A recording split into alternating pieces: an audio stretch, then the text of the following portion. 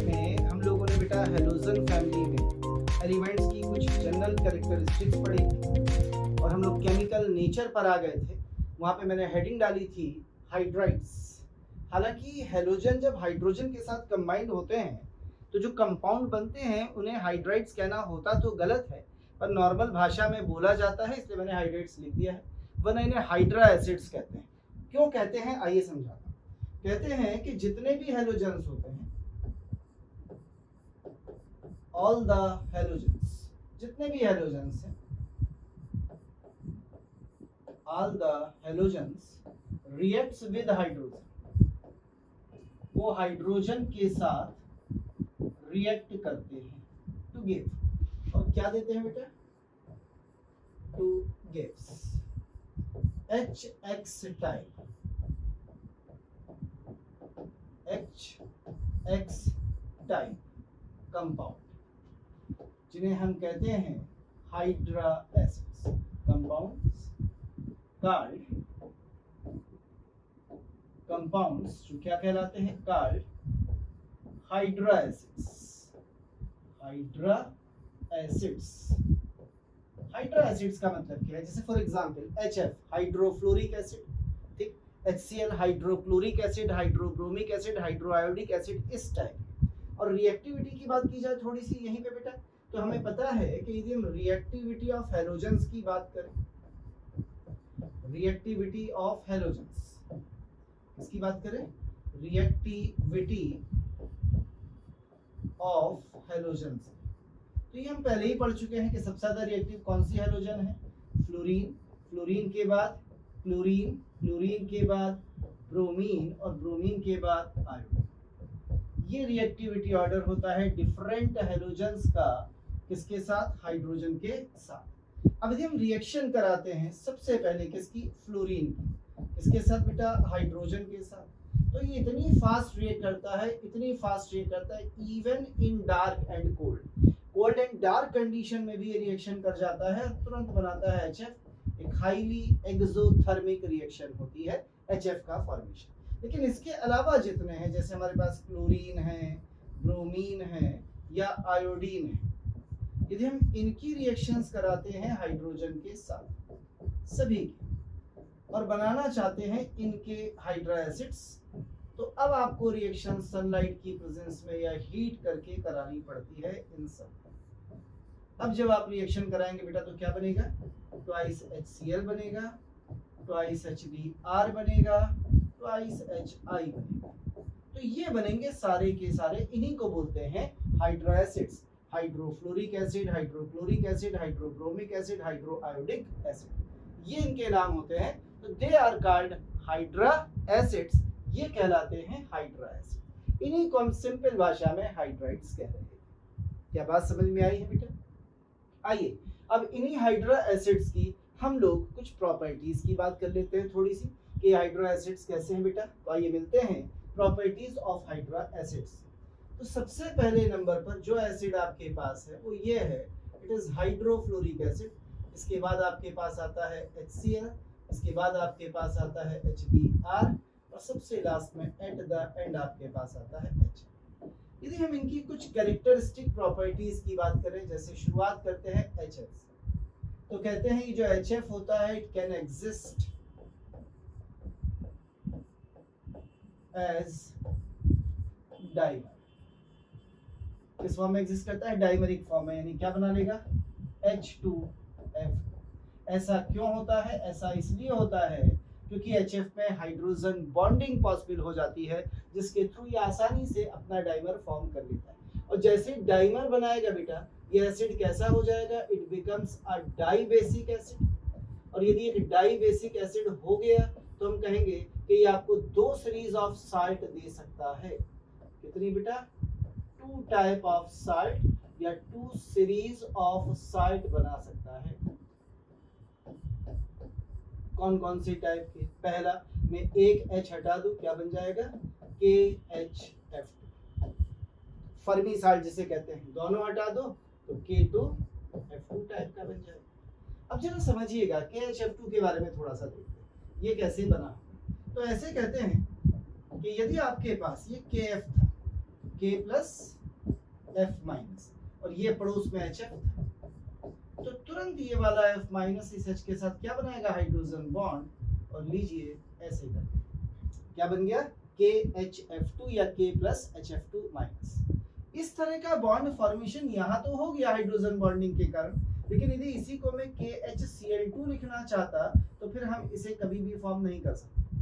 क्यों फॉर्म नहीं कर सकते, क्योंकि यहाँ पर हाइड्रोजन बॉन्डिंग पॉसिबल नहीं है और HCl बिल्कुल भी डाइमरिक फॉर्म में एग्जिस्ट नहीं कर रहा, यानी इस तरह की पॉसिबिलिटी केवल किसके पास है, HF के पास, बाकी किसी के पास नहीं। तो कहते हैं HF जो है वो डाइमर बना सकता है, लेकिन HCl HBr HI अपनी मोनोमेरिक फॉर्म में रहते हैं। क्योंकि वो डाइमर बना सकता है तो डाई बेसिक एसिड की तरह बिहेव कर सकता है, दो टाइप ऑफ साइड बना सकता है, पर HCl HBr HI ये मोनो बेसिक एसिड रहते हैं, इसलिए टू टाइप ऑफ साइड नहीं बना सकते। आइए कुछ और general properties of these acids और हाइड्राइड्स पे नजर डालते हैं, जरा इन्हें हटा दिया जाए। तो आइए कुछ और प्रॉपर्टीज देखते हैं हम इनकी।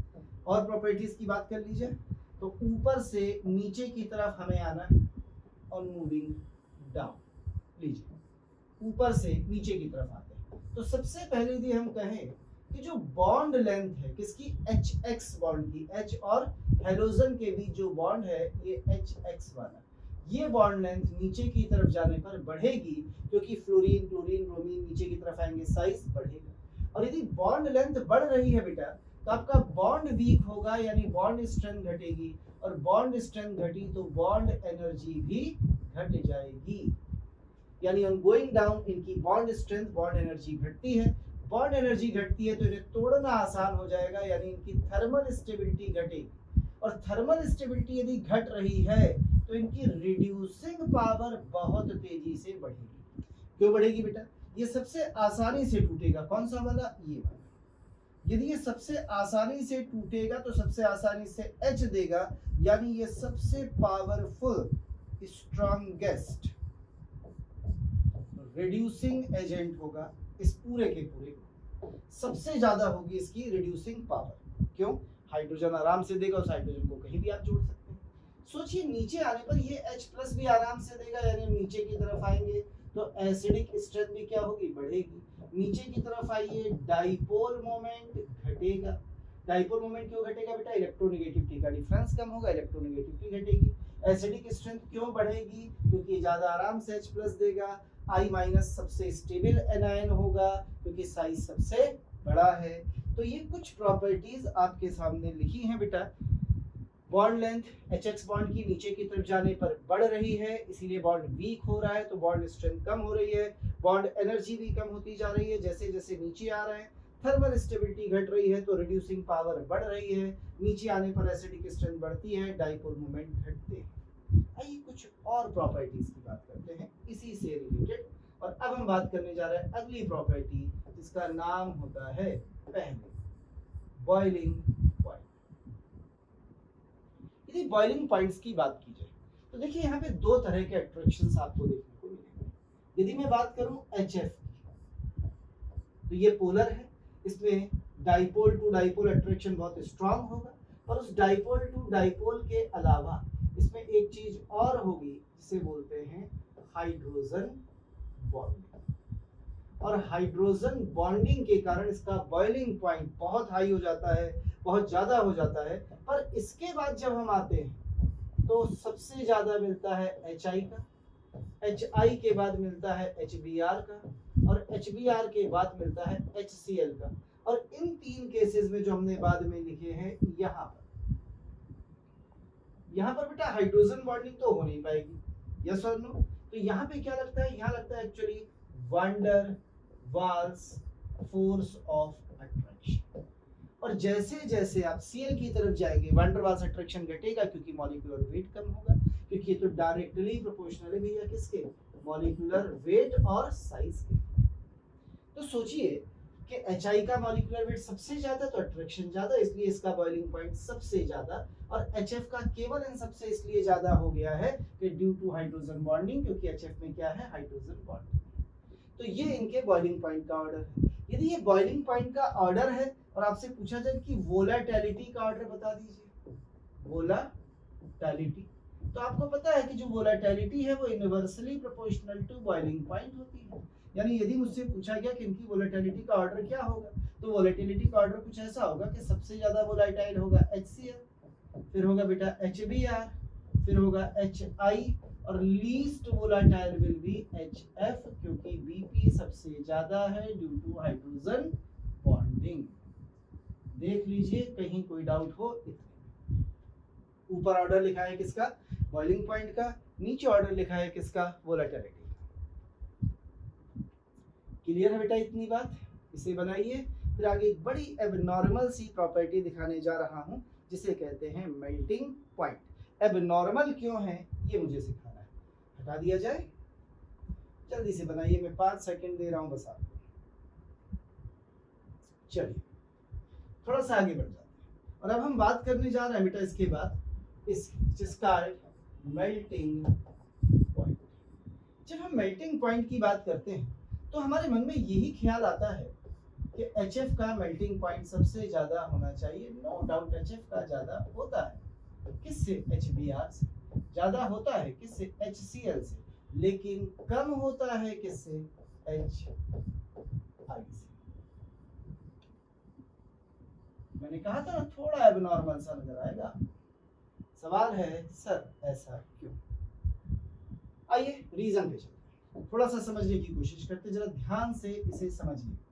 यदि मैं HF का फिगर बना के आपको दिखाऊं तो कुछ ऐसे होता था HF का स्ट्रक्चर में। इसे केमिकल बॉन्डिंग में पढ़ा था, आपको याद हो। ये HF हो गया, फिर ये फ्लोरीन हाइड्रोजन बॉन्ड बनाएगा इस H के साथ, फिर ये HF हो गया, फिर ये फ्लोरीन हाइड्रोजन बॉन्ड बनाएगा इस H के साथ, ये HF हो गया, फिर ये फ्लोरीन हाइड्रोजन बॉन्ड बनाएगा इस H के साथ, फिर ये HF हो गया, एंड सो ऑन। क्या ऐसा स्ट्रक्चर था HF का? जी सर ऐसा ही स्ट्रक्चर था। तो यदि इस स्ट्रक्चर को मैं ऐसे करके बोलूं कि एक जिगजैग स्ट्रक्चर है कुछ इस टाइप से, देखिएगा नीचे से बनाता हूं जैसे बनाया था, कुछ इस टाइप का स्ट्रक्चर है जिगजैग से।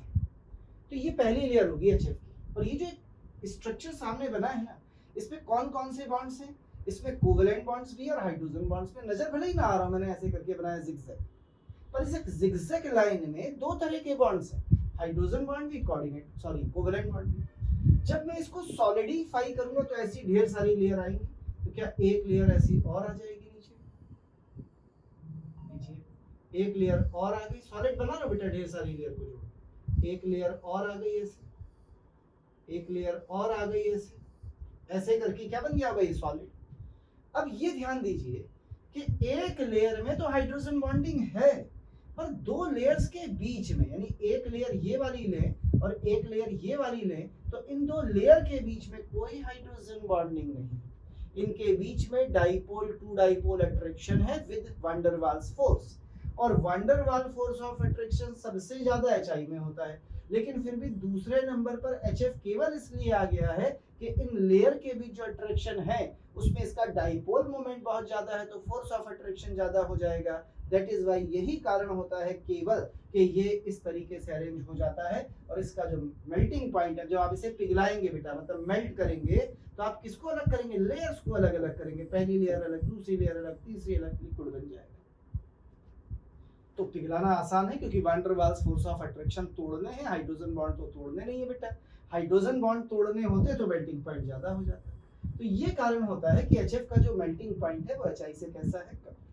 तो जो लेयर है इसकी जिगजैग लेयर्स, इन जिगजैग लेयर के बीच में हाइड्रोजन बॉन्डिंग नहीं होती। जो हाइड्रोजन बॉन्डिंग होती है वो लेयर में, यानी यहाँ हाइड्रोजन बॉन्ड बीच बीच में है, पर लेयर्स के बीच में केवल एक ही फोर्स ऑफ अट्रैक्शन है, और उसे कहते हैं van der Waals force of attraction. क्या मेरी बात समझ में आई है बेटा? तो ये इनके मेल्टिंग पॉइंट का ऑर्डर होता है, बना लीजिए। कहीं कोई चीज डाउटफुल लग रही हो आप बिल्कुल मुझसे पूछ सकते हैं, मैं हटा दूं। चलिए ये थे आपके सबसे पहले हाइड्राइड्स। आइए थोड़ा सा हाइड्राइड्स के आगे बढ़ जाते हैं, और हाइड्राइड्स के बाद बात करते हैं अगले कंपाउंड्स की, दिस फॉर्मेशन ऑफ ऑक्साइड्स। यानी ऑक्सीजन के साथ रिएक्ट करके इनके ऑक्साइड्स बनाने हैं। तो पहले तो एक बात अच्छे से दिमाग में बिठा लीजिए कि जब हम फ्लोरीन को ऑक्सीजन के साथ कंबाइन करेंगे तो जो कुछ यहाँ पे बनेगा वो ऑक्साइड नहीं होता, वो हमेशा ऑक्सीफ्लोराइड या फ्लोराइड ऑफ ऑक्सीजन होता है।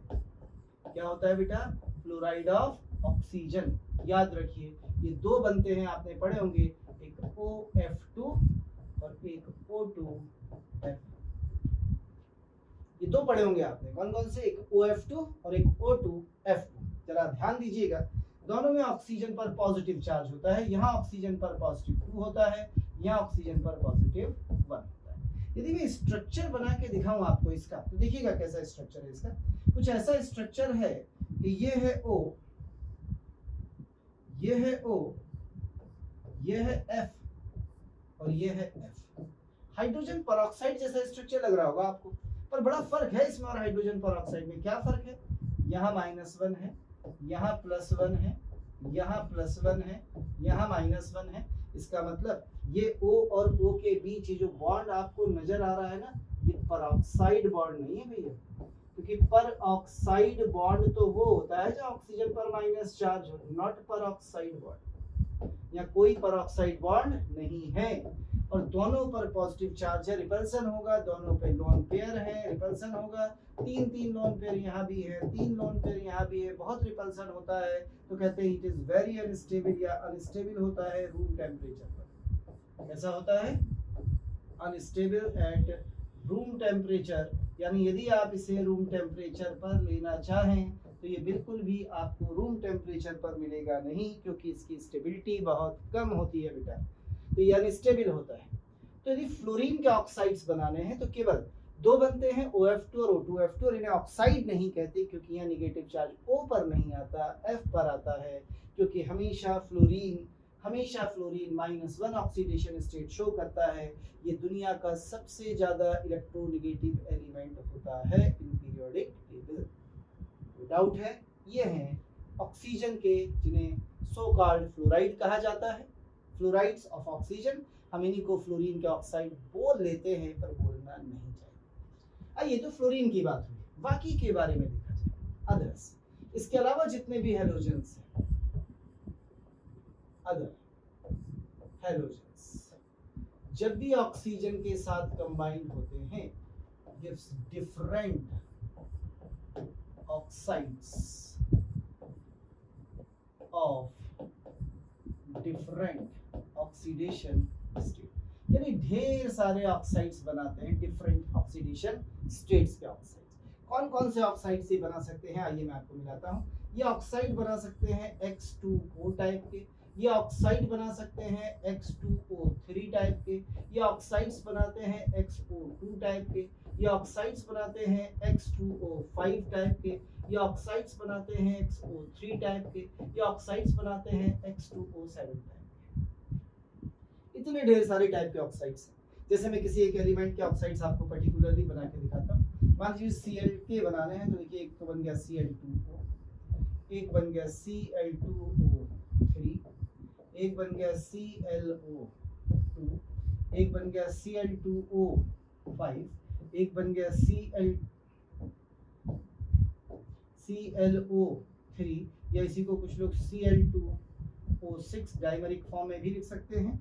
एक बन जाएगा इसी तरह से बेटा Cl2O7।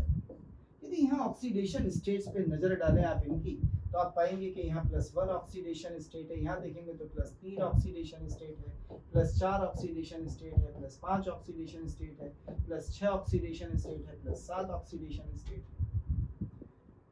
तो फ्लोरीन को छोड़ दीजिए, बाकी सारे halogen gives a variety of oxides. वो ऑक्साइड की बहुत बड़ी वैरायटी देते हैं विद डिफरेंट ऑक्सीडेशन स्टेट्स, अपनी अलग अलग ऑक्सीडेशन स्टेट्स के साथ।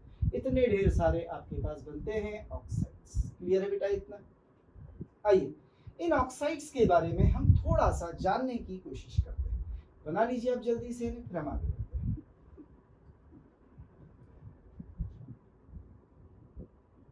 हो गया? हटा दो बेटा।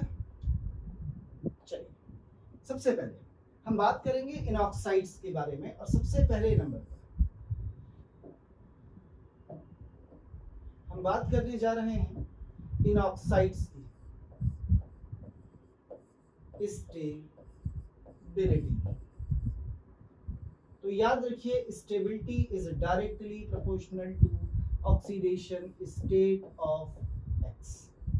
जो ऑक्सीडेशन स्टेट है हैलोजन की प्लस साइन के साथ आएगी, जितनी ज्यादा ऑक्सीडेशन स्टेट होगी उतनी ज्यादा स्टेबिलिटी होगी for same halogens. For same halogen यानी जैसे सारे क्या होने चाहिए, क्लोरीन होने चाहिए, या सारे क्या होने चाहिए, ब्रोमीन होने चाहिए, सारे आयोडीन सेम हैलोजन्स के लिए हैं। दूसरे नंबर पर आ जाए सर ऐसा होता क्यों है? ऐसा इसलिए होता है बेटा कि जितनी ऑक्सीडेशन स्टेट ज्यादा होगी, देखना जरा, जैसे एक Cl2O7 है और एक Cl2O, यहाँ चार्ज +7 है और यहाँ चार्ज +1 है। जितना पॉजिटिव चार्ज ज्यादा होगा उतना साइज छोटा होता जाएगा।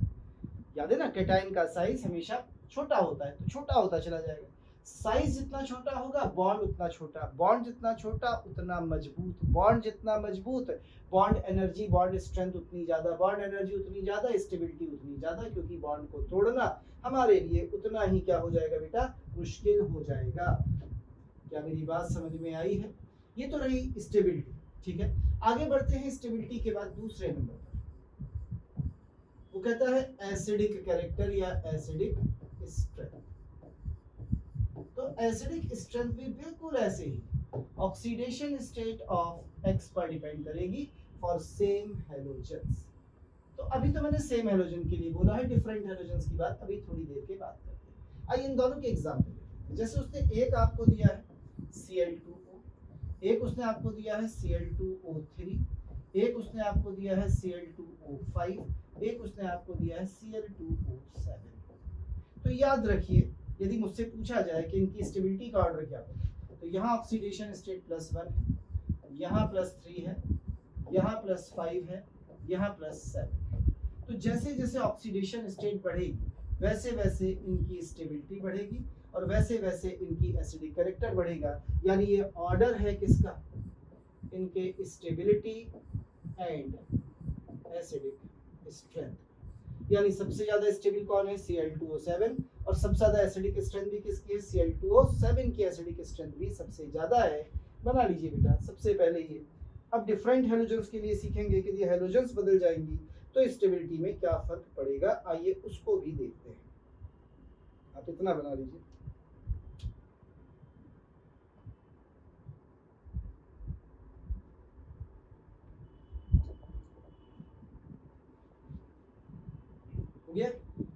चलिए कहते हैं for different halogens with same oxidation state. हम हैलोजन्स अलग अलग कर दें पर उनके ऑक्सीडेशन स्टेट्स को सेम रखें। याद रखिएगा मैंने हैलोजन्स बदल दिए हैं पर उनके ऑक्सीडेशन स्टेट सेम है। तो इस बार स्टेबिलिटी सबसे ज्यादा आयोडीन के ऑक्साइड की होगी, फिर क्लोरीन के ऑक्साइड की होगी, फिर ब्रोमीन के ऑक्साइड की होगी। यानी ब्रोमीन के ऑक्साइड सबसे कम स्टेबल होंगे। जैसे फॉर एग्जांपल उसने आपसे कहा एक I2O5 है, एक Cl2O5 है, एक Br2O5 है, ऐसे करके कह रहा है इसका स्टेबिलिटी ऑर्डर बताइए। सबसे ज्यादा I2O5, फिर Cl2O5, फिर Br2O5।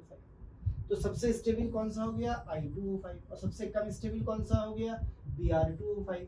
यानी हम कह सकते हैं कि जो ब्रोमीन के ऑक्साइड्स होते हैं वो कम स्टेबल होते हैं, तो ये बड़े आराम से टूट जाएगा, और टूट जाएगा तो ऑक्सीजन दे देगा, ऑक्सीजन दे देगा तो बहुत ही बेहतरीन क्या होगा, ऑक्सीडाइजिंग एजेंट होगा। It is a good oxidising agent also. टूटेगा ये भी पर उतने आराम से नहीं टूटेगा, और ये ज्यादा अच्छा ऑक्सीडाइजिंग एजेंट होगा एज कंपेयर टू दिस। तो याद रखिए ऑक्साइड अच्छे ऑक्सीडाइजिंग एजेंट्स होते हैं, और इसमें थर्मल स्टेबिलिटी सबसे ज्यादा आयोडीन के ऑक्साइड की है, फिर क्लोरीन के, जबकि ब्रोमीन के ऑक्साइड्स अनस्टेबल होते हैं, ये ज्यादा आसानी से टूट जाते हैं। इसीलिए जो ब्रोमीन के ऑक्साइड्स होते हैं इनकी जो ऑक्सीडाइजिंग पावर होती है वो बहुत हाई होती है, बहुत ज्यादा होती है। सभी अच्छे ऑक्सीडाइजिंग एजेंट्स होते हैं। अब यहीं पर यदि हमसे पूछा जाए ऑक्सीडाइजिंग पावर का ऑर्डर क्या होगा, इसी में तो मैं इसी को पढ़ देता हूँ। यहीं पर यदि पूछा जाए कि ऑक्सीडाइजिंग पावर,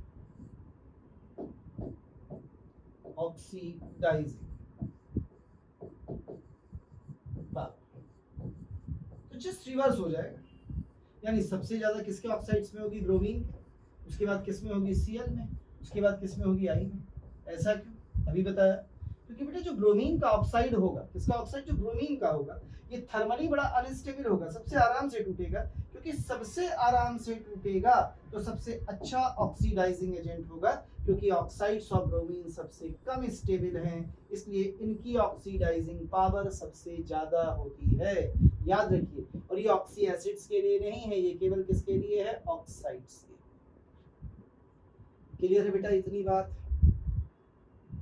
कोई डाउट? आगे बढ़ते हैं थोड़ा सा। आइए, इन्हीं में एक ऑक्साइड होता है ClO2, इसमें थोड़ी सी क्लोरीन मिला दीजिए, ये बन जाता है यूक्लोरीन।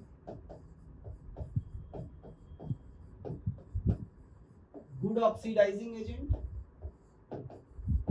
And good bleaching agent. Oxidising agent, bleaching agent तो होते ही, उनसे ब्लीच कर सकते हैं आप। और ये अच्छा ब्लीचिंग एजेंट होता है इन इंडस्ट्रीज, इसे हम इंडस्ट्रीज में बड़ा इस्तेमाल करते हैं। सिल्क है, ऊल है, पल्प है, उन सबको ब्लीच करने के लिए इसका मिक्सचर यूज किया जाता है। और ये जो ClO2 है, ये इसमें बड़ा अच्छा काम करता है, यानी हम इसे इंडस्ट्रियल ब्लीचर की तरह, ब्लीचर नहीं, ब्लीचर, ब्लीचिंग एजेंट की तरह इस्तेमाल कर सकते हैं। किसे? ClO2 को, या mixture of Cl2 and ClO2 को, जिसको नाम दिया गया है यूक्लोरीन। यूक्लोरीन ये इसका नाम है, कमर्शियल नेम ऐसे दे दिया। एक लास्ट बात सुन लीजिए, कहते हैं ये जितने भी ऑक्साइड्स थे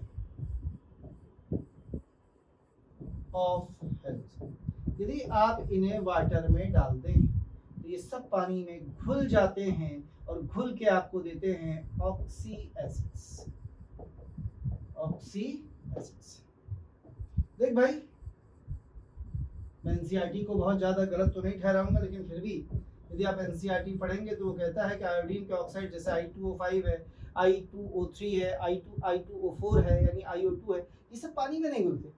पता नहीं क्यों कहते हैं वो ऐसा पानी में नहीं घुलते भाई, ये सारे ऑक्साइड बेहतरीन पानी में घुलते हैं। और जहाँ तक I2O5 का सवाल है, तो गजब का वाटर सॉल्युबल होता है। यदि आप 100 ml वाटर लें तो उसमें 187 ग्राम घुल जाता है, मतलब दुगना घुल जाता है। अब उन्होंने एनसीईआरटी में लिख दिया है कि ये इनसॉल्युबल इन वाटर होता है, but I am saying it is quite soluble in water, ये पानी में घुलता है। अब दिमाग में ये सवाल आता है कि सर एग्जाम में भी आ गया और उन्होंने I2O5 को इनसॉल्युबल मान लिया, तो हम क्या करेंगे? ये तो एक समस्या है भाई, मैं क्या बोल सकता हूँ इस बारे में? आप नेट पे सर्च कर लीजिए, आपको मिल जाएगा। बाकी केवल एनसीईआरटी ऐसा कह रही है कि ये इनसॉल्युबल है, बाकी दुनिया की सब किताबें इसे वाटर में सॉल्युबल बता दी। तो मैं तो यही कहूँगा कि वाटर में बिल्कुल 100% सॉल्युबल है, बेहतरीन घुलता है। तो इनसॉल्युबल उन्होंने गलती से लिख दिया है, एनसीईआरटी में लिखना तो नहीं चाहिए था। इतनी बात समझ में आई है बेटा? ये थे oxides of sulphur, sorry oxides of halogens, गलती से सल्फर बोल गया हूँ, ऑक्साइड्स ऑफ हेलोजेंस। तो हमने बेटा हाइड्राइड्स पढ़ लिए, हमने ऑक्साइड्स पढ़ लिए। आइए अब बात करते हैं हाइड्राइड और ऑक्साइड के बाद oxy acids of halogens. Oxy acids. एक दिन एक बच्चा मुझसे पूछ रहा था, सर ऑक्सी एसिड क्यों लिखते हैं, ऑक्सो एसिड क्यों नहीं लिखते? अरे एक ही बात होती है भाई, ऑक्सो एसिड लिखिए या ऑक्सी एसिड लिखिए, दोनों में कोई फर्क नहीं होता। एसिड कंटेनिंग ऑक्सीजन्स यानी acid containing OH bonds are called oxy acid या ऑक्सो एसिड, और यदि OO बॉन्ड हो तो परऑक्सी एसिड या परऑक्सो एसिड। तो आप कुछ भी पढ़िए, ऑक्सी एसिड पढ़िए ये भी सही है, ऑक्सो एसिड पढ़िए ये भी सही है, दोनों ठीक होते हैं, बट आप किसी को भी इस्तेमाल करिए। कहते हैं हेलोजन जो होते हैं different type of oxy acids बनाते हैं, ढेर सारे। इसलिए ढेर सारे ऑक्सी एसिड्स क्यों बनाते हैं? क्योंकि मजे की बात यह है कि मैं क्लोरीन को ले लूं, आप वैलेंसी के उस पर देख लीजिए और चाहे तो आप ऑक्सीडेशन स्टेट पर देख लीजिए। तो क्लोरीन की वैलेंसी 1 होती है अपनी किस स्टेट में? ग्राउंड स्टेट में। क्लोरीन 3 बॉन्ड बना सकता है किसमें? अपनी फर्स्ट एक्साइटेड स्टेट में, मैंने आपको सब सिखाया था वैलेंसी। 5 बॉन्ड बना सकता है किसमें? सेकंड एक्साइटेड स्टेट में। और 7 बॉन्ड बना सकता है किसमें? थर्ड एक्साइटेड स्टेट में। तो जब ये 1 बॉन्ड बनाएगा तो ये HOCl यानी कोई एक ही बॉन्ड बनाया Cl। जब इसे 3 बॉन्ड्स बनाने होंगे तो HOCl डबल बॉन्ड OHClO2। जब इसे 5 बॉन्ड बनाने होंगे तो HOCl, ये लीजिए ऐसे बन गया। 7 बॉन्ड बनाने होंगे तो HClO4 बना लेगा। तो इस तरीके से ये खूब सारे बॉन्ड्स बना सकता है, इसलिए ढेर सारे ऑक्सी एसिड्स फॉर्म कर सकता है। तो जो हैलोजेंस होते हैं they form different type of oxy acids, और इन ऑक्सी एसिड्स में हम मेनली 4 ऑक्सी एसिड देखते हैं, मेनली 4। कौन से 4 देखते हैं? एक ग्राउंड स्टेट का, एक फर्स्ट एक्साइटेड का, एक सेकंड एक्साइटेड का, एक थर्ड एक्साइटेड का। और इनके फॉर्मूले यदि मुझे बनाने हो तो जरा देखिए इनके फॉर्मूले कैसे बनेंगे, सबके मैं बना के दिखा रहा हूँ, बताने जा रहा हूँ बेटा इसे। चलिए एक एक करके हम बना के देख लेते हैं इनके फॉर्मूले क्या बनेंगे। तो इनके जो फॉर्मूले बनेंगे कुछ ऐसे बनेंगे, देखिएगा ध्यान से कि पहला होगा HOX टाइप का, और ऑक्सीजन का हाइब्रिडाइजेशन क्योंकि sp3 होगा तो जो शेप होगा इसका HOX टाइप का वो बेंट शेप होगा, तो मैं ऊपर की तरफ बना देता हूँ HOX इस टाइप, ये नीचे बना देता हूँ, ऊपर जगह कम है, नीचे की तरफ HOX टाइप पहला। तो यहाँ हेलोजन ने कितने बॉन्ड बनाए, ध्यान से देखिए, एक बॉन्ड, यानी कौन सी स्टेट है, ग्राउंड स्टेट। थोड़ा सा आगे बढ़ते हैं, दूसरे पर कलर बदल बदल के बना रहा हूँ ये सारे, दूसरे पर आइए, ये तो होगा ही होगा HOX। अब X को 3 बॉन्ड बनाने हैं तो इसने 2 बॉन्ड्स और बना लिए ऑक्सीजन के साथ, लोन पेयर बचे हैं इसके, लीजिए ऐसे करते। तीसरा एक और बना लेते हैं, H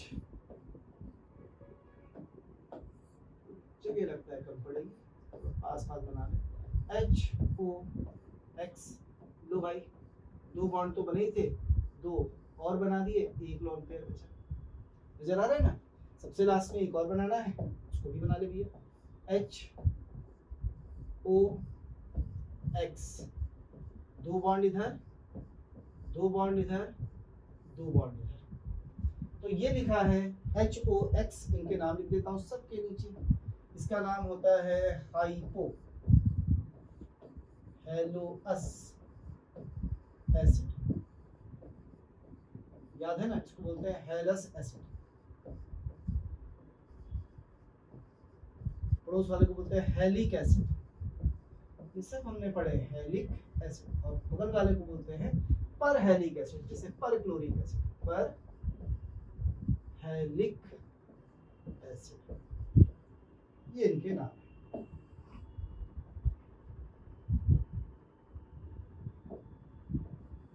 पर हेलिक एसिड, ये इनके सबके नाम।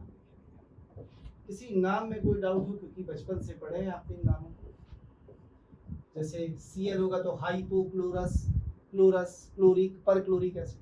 अब मैं इनको सबके साथ देखना चाहता हूँ, यदि मैं शुरुआत करूं इनको बनाने की इसके साथ, फ्लोरीन के साथ, तो मजे की बात यह है कि फ्लोरीन तो एक ही बॉन्ड बना सकता है केवल, तो फ्लोरीन का तो यही एसिड बन पाएगा HOF। तो फ्लोरीन का तो यही एक एसिड बन पाएगा HOF। कोई फ्लोरीन तो 3 बॉन्ड बना ही नहीं सकता ना, क्योंकि उसके पास तो d ऑर्बिटल है ही नहीं, तो एक ही बॉन्ड बनाता है फ्लोरीन, तो HOF बनेगा। यानी फ्लोरीन इसको बना नहीं सकता, फ्लोरीन इसको बना नहीं सकता, फ्लोरीन इसको बना नहीं सकता। लेकिन जब मैं फ्लोरीन की जगह क्लोरीन को लूंगा तो क्लोरीन सारे बना लेगा, hypochlorous acid, HClO2 chlorous acid, HClO3 chloric acid, HClO4 पर क्लोरिक एसिड। और जब मैं इसकी जगह ब्रोमीन और आयोडीन को लूंगा तो ये भी बना लेंगे भाई, HOBr हाइपोब्रोमस एसिड, HOI हाइपोआयोडस एसिड।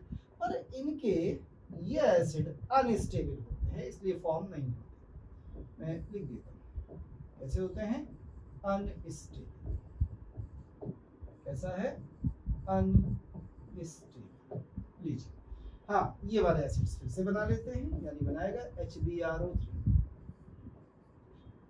बनाएगा आयोडिक एसिड HiO3, बनाएगा HbRO4 पर ब्रोमिक एसिड, बनाएगा HiO4 पर आयोडिक एसिड।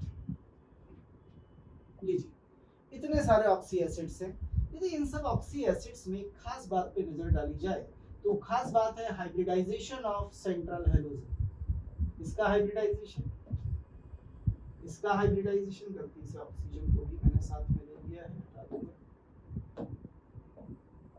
इसका हाइब्रिडाइजेशन और इसका हाइब्रिडाइजेशन, इन एवरी केस ये सेम, सब में उठा के देखिए, इसका हाइब्रिडाइजेशन यानी सेंट्रल एटम का sp3 है हमेशा, सभी चेक कर लीजिए। 2 sigma 2 lone pair, 3 sigma 1 lone pair. कभी कभी क्वेश्चन पूछेगा इसमें कितने XO बॉन्ड है डबल बॉन्ड वाले, तो इसमें एक डबल बॉन्ड वाला बॉन्ड है, इस पे भी नजर डालना है, इसमें केवल एक बॉन्ड है। इसमें 2 बॉन्ड्स हैं, एक इधर और एक इधर। इसमें 3 बॉन्ड्स हैं, एक इधर, एक इधर और एक इधर। OH बॉन्ड सब में सेम है, ध्यान से देखिए।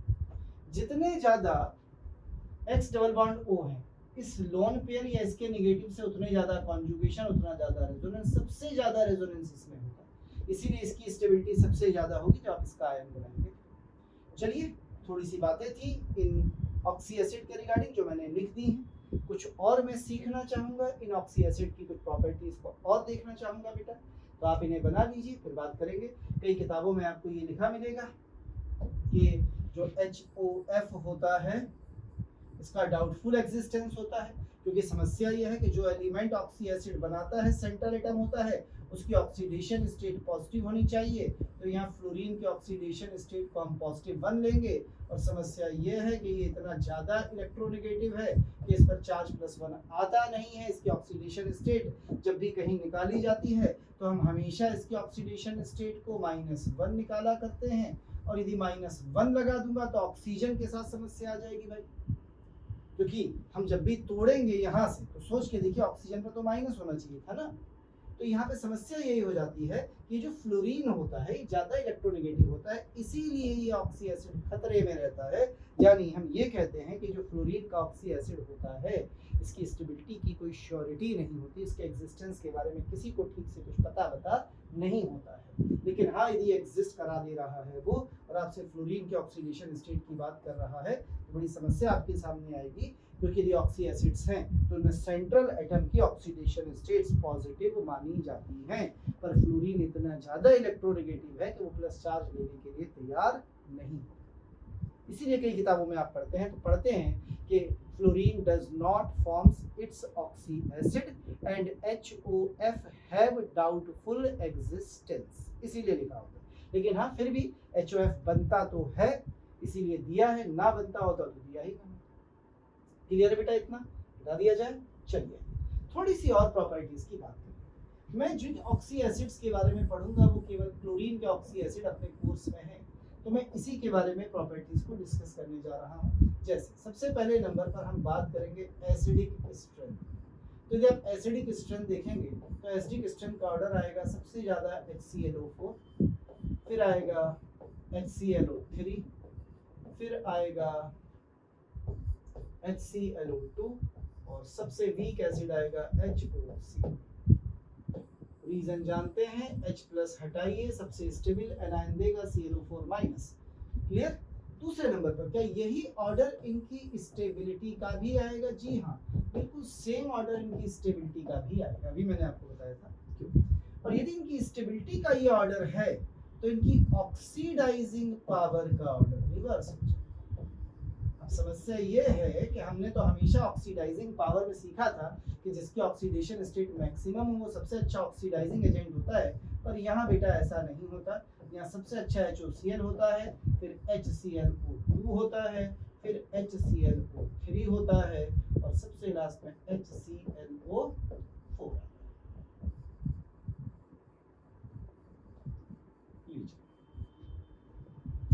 क्लियर? दूसरे नंबर पर आ जाइए, क्योंकि आपने बोला है इसकी स्टेबिलिटी सबसे कम है HOCl की, इसीलिए एक चीज देखने को मिलती है। यदि आप किसी लोअर एसिड को ले लें, जैसे आपने HOCl को ले लिया और इसे उठा के गर्म कर दें, तो ये जो होता है ना, ये डिसप्रपोर्शनेट हो जाता है, और डिसप्रपोर्शनेट होकर क्या देता है? HCl plus higher stable acid, समझ लोगे H लिखा है, हायर स्टेबल एसिड HClO3, अपना कैरेक्टरिस्टिक वीक एसिड। यानी इस तरह से किसी लोअर ऑक्सीडेशन स्टेट वाले एसिड को यदि कहीं आपने गलती से गर्म कर दिया, यहाँ ऑक्सीडेशन स्टेट कितनी है? +1, यहाँ कितनी है? -1, और यहाँ कितनी है? +5। तो हमेशा याद रखिए कि जो लोअर ऑक्सीडेशन स्टेट का एसिड है उसे गर्म करने पर क्या हो जाता है, डिसप्रपोर्शनेट हो जाता है।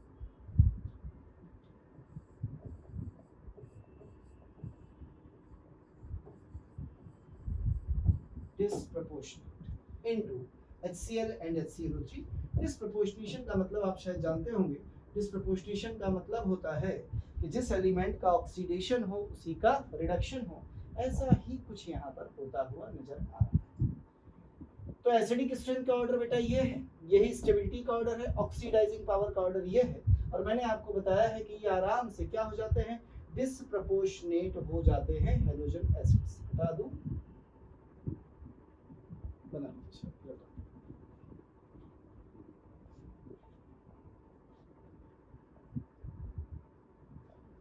चलिए बेटा थोड़ा सा आगे बढ़ते हैं।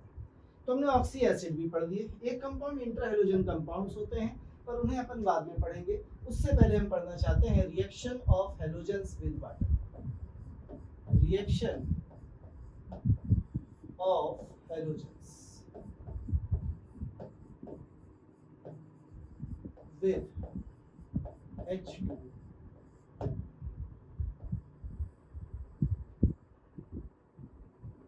हैलोजेंस की रिएक्शन पढ़नी है वाटर के साथ। एक बात हमेशा याद रखिए, यदि हम इनकी रिएक्टिविटी की बात करें तो अभी रिएक्टिविटी वही है। सबसे ज्यादा रिएक्टिव फ्लोरीन है, फिर क्लोरीन है, फिर ब्रोमीन है और सबसे लास्ट में आती है आयोडीन। अब आयोडीन की रिएक्टिविटी इतनी कम है, इतनी कम है कि ये वाटर के साथ रिएक्ट ही नहीं करती। Does not react with water। पर बाकी सारे के सारे ये थी reacts with water।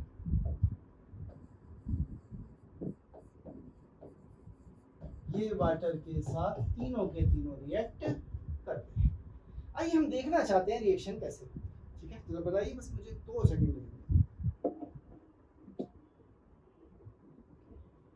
चलिए चेक कर रहा था रिकॉर्डिंग ठीक से हो रही है कि नहीं।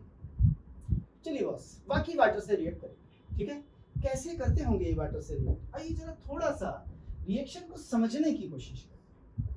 मैं फ्लोरीन को लेके गया, मैंने कहा आओ तुम्हें मिलाता हूं इससे। ठीक, और जैसे ही मैं इसको लेके गया, जरा ध्यान दीजिएगा, फ्लोरीन पे चार्ज था 0 और ऑक्सीजन पे चार्ज था -2, हाइड्रोजन पे चार्ज होता है +।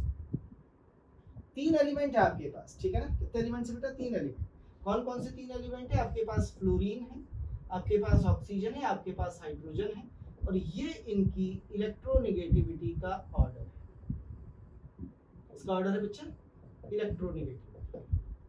तो जैसे ही फ्लोरीन रिएक्शन करने गया, इसने देखा ऑक्सीजन पर माइनस, ये नाराज हो गया, कहता है इलेक्ट्रोनेगेटिव तो मैं हूं, यदि मैं इलेक्ट्रोनेगेटिव हूं तो इस ऑक्सीजन पे माइनस क्यों है, तो हाइड्रोजन को इससे नहीं जुड़ना चाहिए, हाइड्रोजन को मुझसे जुड़ना चाहिए। ये हाइड्रोजन पे नाराज हुआ, हाइड्रोजन गरीब बेचारा डर गया, थर-थर कांपने लगा, क्या करे क्या करे क्या करे, डरते डरते चुपचाप धीरे धीरे किसके पास चला गया, फ्लोरीन के पास, और जाके भैया कहता है चल मैं तेरे साथ जुड़ देता हूँ। जुड़ गया फ्लोरीन के साथ और छोड़ दिया ऑक्सीजन को, कहते तू जा जी ले अपनी जिंदगी। लीजिए जरा बैलेंस कर लिया जाए, इसे 2 कर देते हैं, इसे 2 कर देते हैं, 4H बन जाता है। कुछ समझ में आया। अब फ्लोरीन ने अपना माइनस चार्ज ले लिया, खुश है, स्टेबिलिटी फील कर रहा है, ऑक्सीजन को न्यूट्रल कर दिया, ऑक्सीजन भी खुश है भाई अपने में, क्या दिक्कत है उसे। उम्मीद है आपको बात समझ में आ गई होगी जो मैंने समझाई है, रिएक्शन भी समझ में आ गई होगी। रटना तो बड़ा आसान है, देखिए मैं समझा रिएक्शन को ऐसा क्यों हुआ, पर बाकी हैलोजन ऐसे रिएक्शन नहीं कर पाएंगे। क्यों नहीं कर पाएंगे, उससे भी मिलना चाहेंगे। आगे बढ़ते हैं, हम दूसरी हैलोजन्स की बात करते हैं। यदि हम इसकी जगह कोई और हैलोजन ले लेते, जैसे हम X2 ले लेते और उसकी रिएक्शन कराते किसके साथ, H2O के साथ। अब देखना भैया यहाँ ऑक्सीजन पर फिर से -2 है, यहाँ हैलोजन पे 0 है, लेकिन अब की एक खास बात ये भी तो है ना सर कि फ्लोरीन के अलावा आप किसी भी ऑक्सीजन, किसी भी हैलोजन को ले लीजिए, तो उस कंडीशन में जो इलेक्ट्रोनेगेटिविटी होगी वो ऑक्सीजन की ज्यादा होगी, फिर हैलोजन की होगी और फिर हाइड्रोजन की।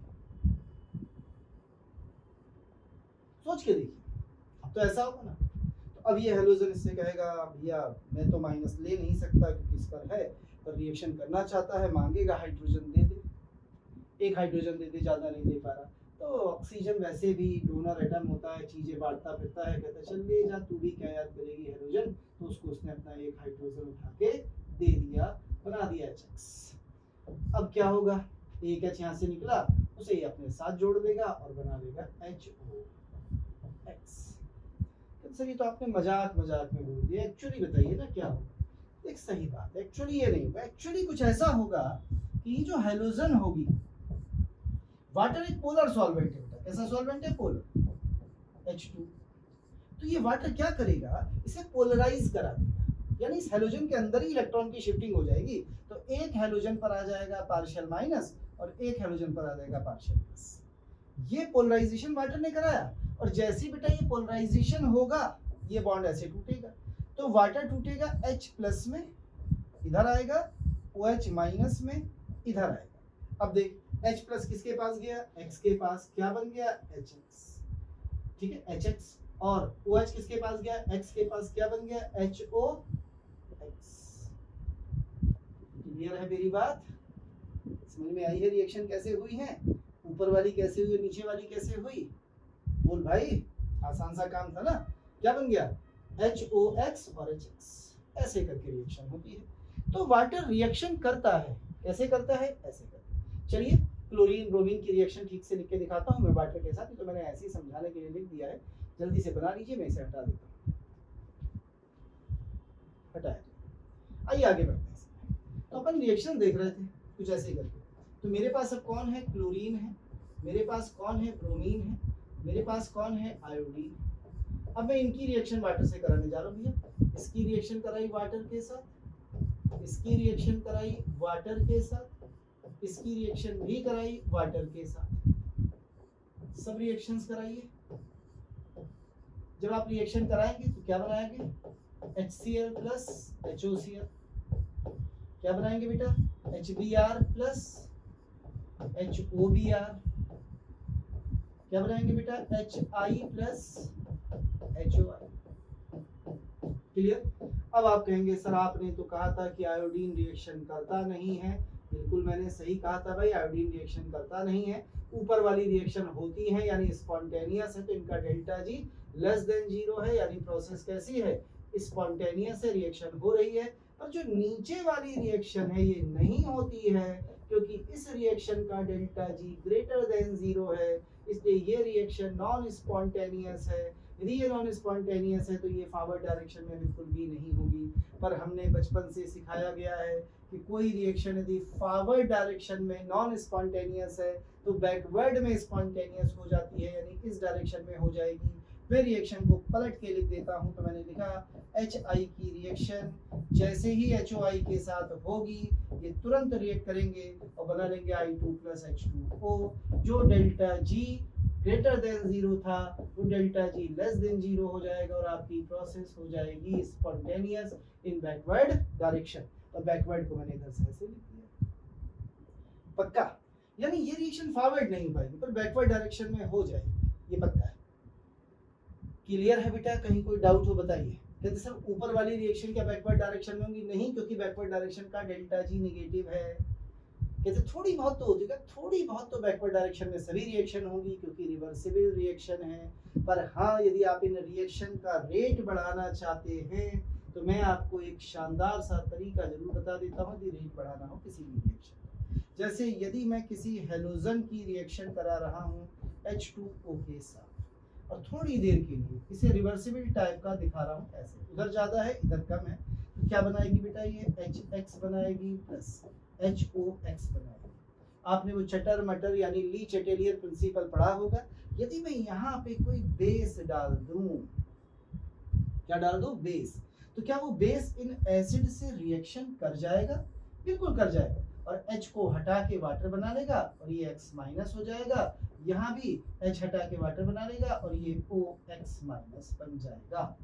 इसका मतलब अब रिएक्शन में ये खत्म हो जाएंगे, तो ली चेटेलियर के अकॉर्डिंग रिएक्शन और ज्यादा फॉरवर्ड जाएगी, बैकवर्ड खत्म हो जाएगी, यानी अब रिएक्शन और फास्ट हो जाएगी फॉरवर्ड डायरेक्शन में। यानी यदि मैं इसमें गलती से यदि मैं गलती से इसमें क्या डाल दूं बेटा, कोई बेस डाल दूं, तो it make your reaction fast, वो आपकी रिएक्शन को तेज कर देगा। वो अलग बात है कि वो रिएक्शन करके क्या बना देगा, अपने सॉल्ट्स। कैसे बनाता है सॉल्ट्स, यही सीखना है। अगली रिएक्शन में हम इन हेलोजेंस की रिएक्शन को पढ़ेंगे NaOH या किसी बेस के साथ। बना लीजिए सारी रिएक्शन जल्दी से। बड़ी इंटरेस्टिंग होती है रिएक्शन को समझना, हालांकि मैं समझाना चाहता नहीं था, मैं चाहता था आप इन्हें लर्न कर ले, पर चलिए करा दी है तो कोई बात ही नहीं, हटा दें। आइए नेक्स्ट आ जाइए।